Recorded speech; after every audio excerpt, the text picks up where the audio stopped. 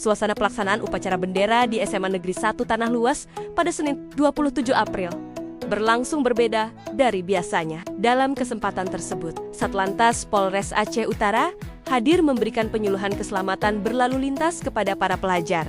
Kegiatan ini dikemas dalam rangkaian upacara bendera sebagai bentuk edukasi langsung kepada generasi muda tentang pentingnya tertib berlalu lintas dan keselamatan di jalan raya. Para siswa tampak antusias mengikuti penyuluhan yang disampaikan dengan bahasa yang sederhana dan mudah dipahami. Edukasi ini bertujuan menanamkan kesadaran sejak dini agar para pelajar dapat menjadi pelopor keselamatan berlalu lintas, baik di lingkungan sekolah maupun dalam kehidupan sehari-hari. Melalui kegiatan ini, Polres Aceh Utara terus berupaya menekan angka pelanggaran dan kecelakaan lalu lintas di kalangan pelajar, sekaligus membangun budaya disiplin dan tertib berlalu lintas demi terciptanya keamanan bersama di jalan raya.